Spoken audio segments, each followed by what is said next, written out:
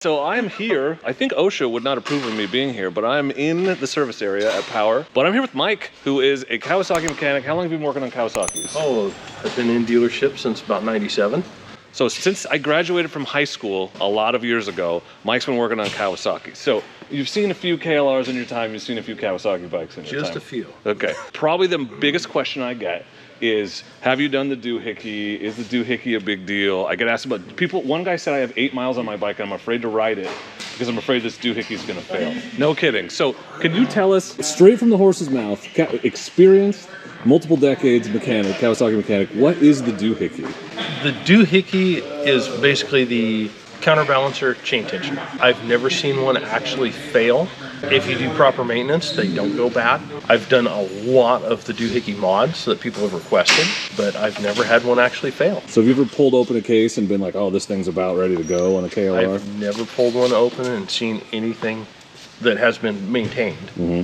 I've seen a few that the cam chain has excessive wear, but they were extreme high mile units. Never had one actually fail. No one's ever come to you with a motorcycle with a failed Doohickey that you had to repair? I've never had one that was actually failed. In your opinion, if it was a common problem and Kawasaki was having to pay to repair them, do you think they would have changed it? Oh, highly, yes. Yeah. If it was a problem, and I can ask my Kawasaki rep one of these days, how many of the Doohickeys and tensioner assemblies have they actually done?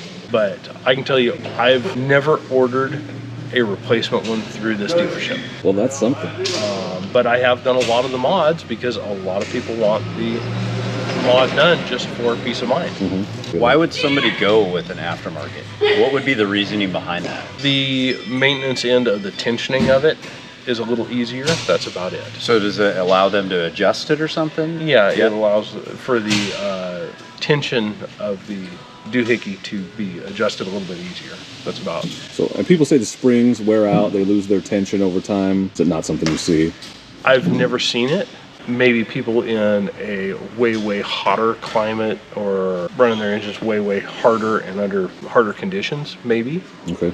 But I've never seen any of the springs go soft. And when you say properly maintained, what do you mean? Following the manufacturer's specifications on when to adjust the tensioners, when to change your oil, and sticking with that, you really don't ever have a problem. So nothing extreme, we're just talking basic maintenance. Basic general maintenance. Yeah, okay. I've replaced more KLR cylinder heads from lack of maintenance and eating cam bearings than I've had balance shafts go bad and balance shaft chains. That's something. What is the most common failure point on a KLR, you think?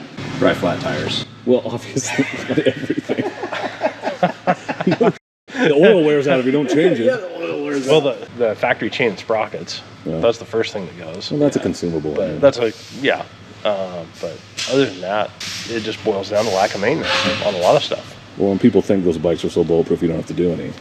Exactly. And they're maybe forgiving, but you still have to do something. Yeah. Keep your filter clean. Yeah. Keep your filter clean, change your oil, and yeah.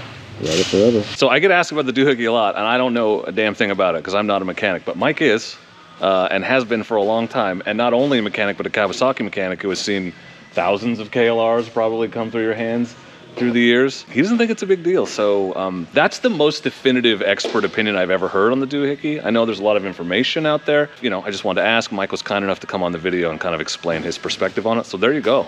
That is the Doohickey straight from the horse's mouth. It's a great motorcycle. It is. People need to buy them. Solid machine. Ride them. Yeah. And where should they buy them if they're going to buy one?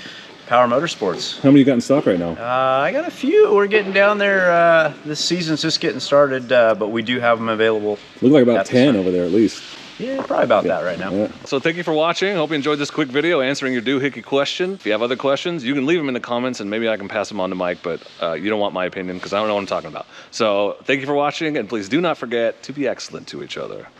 Thank you. Excellent!